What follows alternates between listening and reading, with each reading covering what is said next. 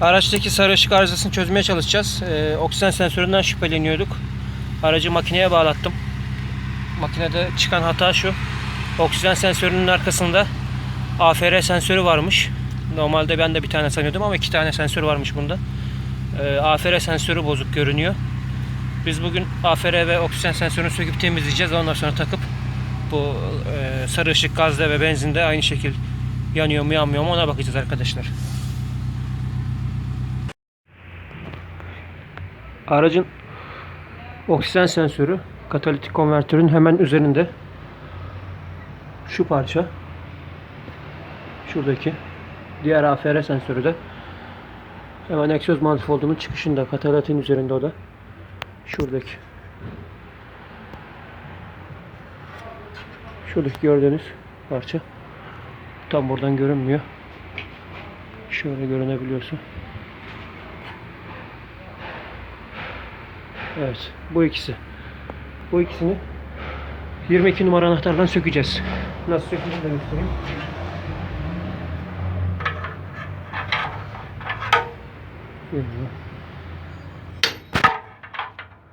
Anahtarı şu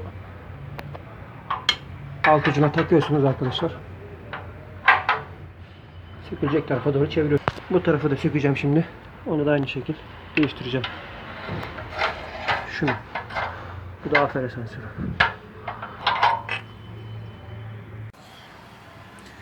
Aşağıdan gevşettiğimiz AFR sensörü bu.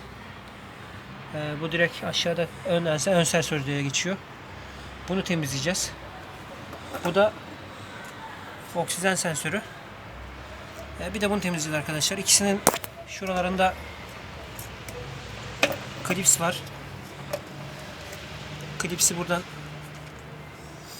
çıkarıyorsunuz. Evet. Bunu söktük. Bu AFR sensörü. Malzemeler bunlar arkadaşlar. Bunların temizliğini yapacağız. Şimdi temizliğe geçmeden önce sensörün üzerindeki kiri, yağı siliyoruz.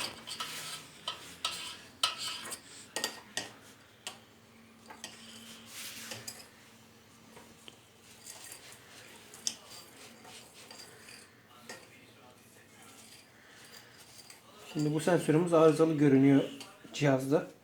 AFR sensörü. Temizliğe geçmeden önce tertemiz bir dışını temizleyelim. Evet.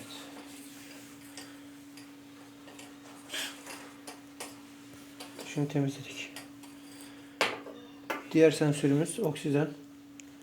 Bunu da temizleyelim. Dipleri zaten kurum kaplamış. Bakın.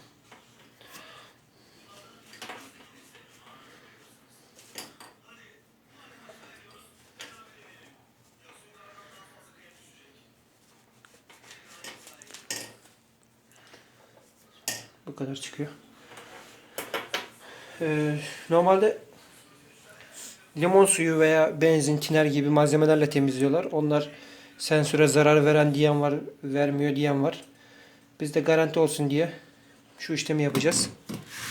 Çaydanlıkta sıcak su ısıttık. Buraya döküyoruz.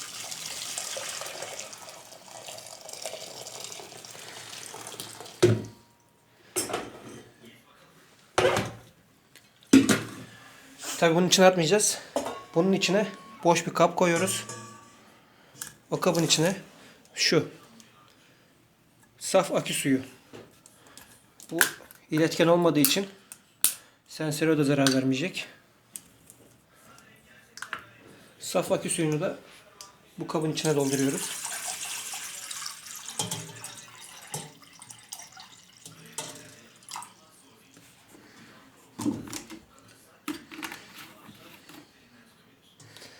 Yani bu akü suyunu ısıtmamız gerekiyordu. Direkt ocakta kaynatmak suyun yapısını bozabilir diye bu şekil farklı bir kabın içinde sıcak suyun içinde bekleteceğim. Bu biraz ılımaya başladı şimdi. İçindeki saf akü suyunu ısıtacağız.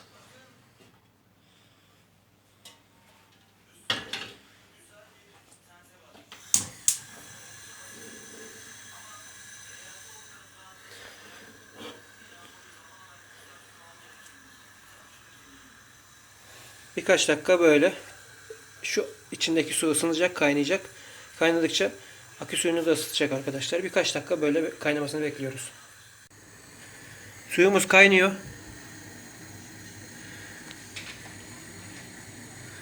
Isı alışverişi yapıyorlar. İçerideki suyu da kaynattığı zaman,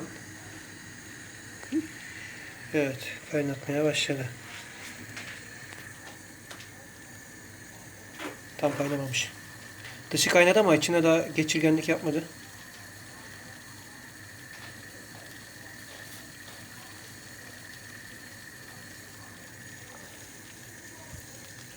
Evet, bu kadar yeterli. Ocağımızı kapatıyoruz.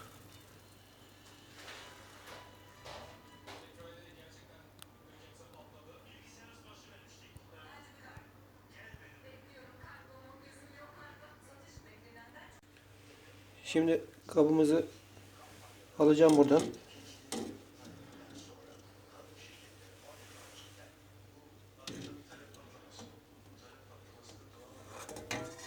Çekil çekil. Çok sıcak. Şu an burada akü suyu var, saf su. Onun içine sensörlerimizin devreleri zarar görmeyecek şekilde şuraya kadar, şu kabloların içine suya girmeyecek şekilde böyle bekletiyoruz. Şu an kabarcıklardan da anlaşıldığı gibi içeriye işliyor bu su. Su soğuyana kadar bekleyeceğiz. Sensörlerimizin içine işledikten sonra temizliğine tekrar devam edeceğiz. Şimdi arkadaşlar, normalde bu içindeki tüm tortları kaybetmek istiyorsak bunların ultrasonik cihazları var. Şöyle küçük bir kap. İçine temizleme sıvısı koyuyorlar ve ondan sonra da temizlenecek küçük parçaları koyuyorlar. Tabi ultrasonik cihaz olmadığı için biz bu şekilde bir masaj aleti bulduk. Sırt bel masaj aleti. Bununla ilgili şöyle bir şey düşündük. Devreler zarar gelmeyecek şekilde sensörlerin ucu içeride gene.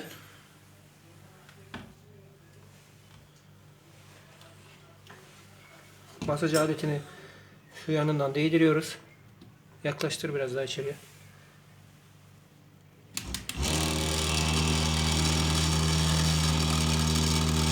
Su titredikçe sensörün içine işleyecek.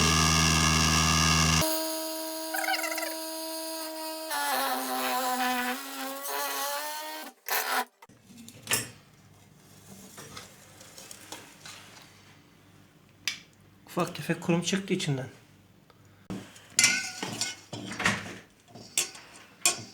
Temizlik işlemi bu kadar. Sensörlerin içinin tam kuruması için saç kurutma makinesi kullanacağız. Onun için şu deliklere hava tutacağız.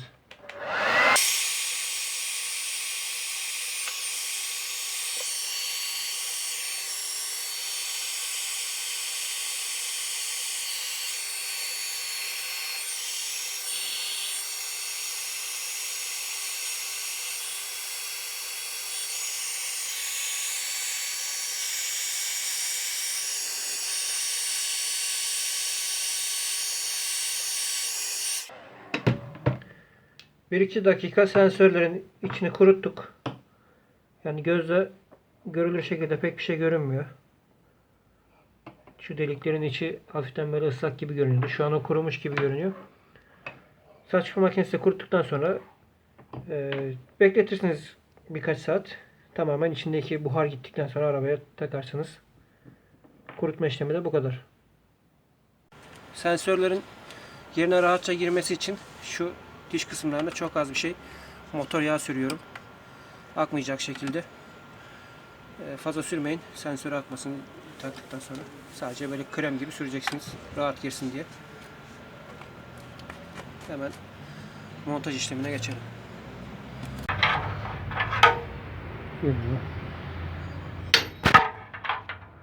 Anahtarı şu alt ucuna takıyorsunuz arkadaşlar. Sökülecek tarafa doğru çeviriyorsunuz. Ben bunu değiştirdim. Tek başıma video çekip hem de sökemedim. Bunu söküp değiştirdim. Onu da aynı şekilde değiştireceğim. Şunu. Bu da AFR sensörü. Bu sensörleri değiştirdik. Oksijen ve AFR sensörünü. Aracın altında tek başıma hem video hem tamirat yapamadım. Değişim yapamadım arkadaşlar. O yüzden yerini gösterdim zaten. 22 numara anahtarla sökebilirsiniz. Sökemeyen olursa egzozcuya gitsin. Egzozcu da anahtarla sökebilir rahatça. Şimdi değiştirdikten sonra bakalım ışığımız hala yanacak mı?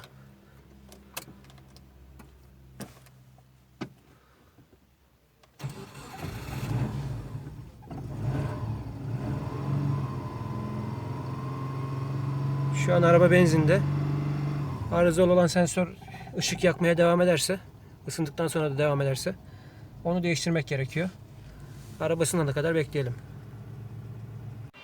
Araç ısındı ama sarı ışık hala yanıyor. Kutup başını söküp takacağım. Belki beyinden dolayı bu şekilde arıza kaydını hala devam ettiriyor olabilir. Kutup başını söküp takacağım. Ondan sonra yine araba sıcakken arıza ışığı veriyorsa o parçayı değiştireceğiz.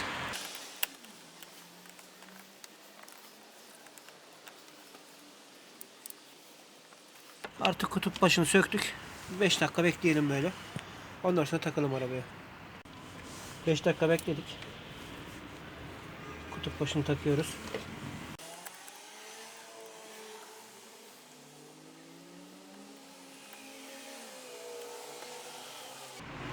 Şimdi arabayı çalıştıralım. Kutup başını taktıktan sonra arabayı çalıştırıyorum.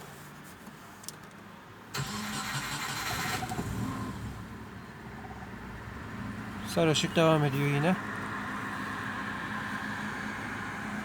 Araba daha sıcak değil. Belki de ısınınca bu ışık yanması kesilecek. Arabanın ısınması için birkaç tur atalım. Ondan sonra bakalım. Şimdi arkadaşlar ben oksijen sensörü ve AFR sensörünü temizledim. Arabaya taktım ama sarı ışık arızası devam etti. Arızalı olan parça bu AFR sensörüydü. Bunun da çıkmasını bulamadım. Çıkması satan var. Birkaç kişi 600-700 lira diyor. İşte yan sanayi sıfırına 800-900 lira diyorlar. Her sorduğum kişi farklı farklı kod verdi. Arabanın şase numarasını veriyorum. Şurada gördüğünüz üzerinden çıkan kod. Her sorduğum kişi bunu farklı farklı verdi. Ben de dedim yani bunun standart bir kodu olur. Ama herkes farklı farklı kod verince aklıma şu geldi. Demek ki başka kodlarda uyabiliyor diye. Ben de gittim çıkma bir tane ikinci el 2007 Impraza'ya göre 1.5 motora göre AFR sensörü aldım. Çıkma kaç aldım? 140 kargo ile beraber 150 liraya bana geldi. Onu arabaya aşağıdan yerine taktım. Soketler uymadı. Aldığım malzemenin soketi bu. Orijinal üzerindeki malzemenin ucundaki soketle uymayınca ben bunu buradan kestim. Tabi tek başıma yaptığım için video çekemedim. Size tarif edeceğim. Üzerindeki orijinal sensörün soketini buradan kesiyoruz.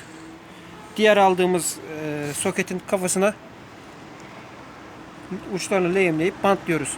Bunun için videonun aşağısına nasıl yapıldığına dair link koyacağım. Oradan izlersiniz. Aldığım malzemenin üzerindeki soket buydu. Ben bunu kestim. Orijinalini taktım.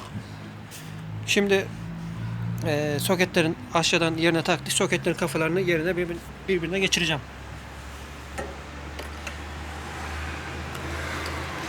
Eğer ustanız oksijen sensörü veya AFR sensöründe problem var diyorsa, sarı ışık arızası veriyorsa malzemeyi sökmeden önce bu otoelektrikçiye gidin.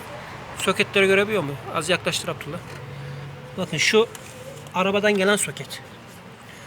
Buna voltmetreyi tutsun. Gelen voltu ölçsün. Arabadan akım geliyor mu gelmiyor mu? Kablolarda kopukluk var mı yok mu? Kablolarda eğer kopukluk varsa, akım gelmiyorsa zaten sensörü arabanın beyni görmeyecek ve arıza verecek.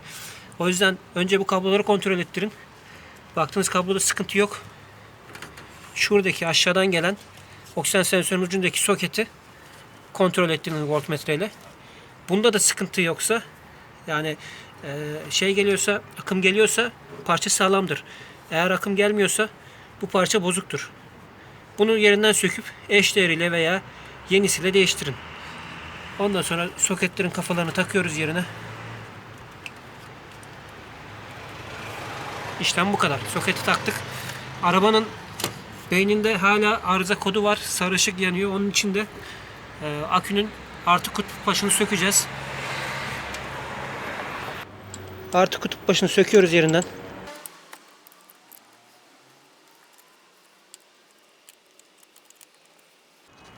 Yerinden söktük. 15 dakika böyle bekleyeceğiz. Ondan sonra arabayı çalıştıracağız. Bakalım sarı ışık arızası devam ediyor mu? 15 dakika bekledik. Artı kutbunu takıyoruz. Tekrar sıkıştırıyoruz burayı. Evet, sıkıştırdık. Hemen arabayı çalıştıralım. Evet, arabamızı çalıştırıyoruz. Kontağı açınca yine sarı ışık geliyor. Çalıştıralım bakalım. Evet. Şu an araç benzinde. Sarı ışığı çözdük. Bakalım gazda aynı sarı ışık devam edecek mi? Aracı gaza geçirelim.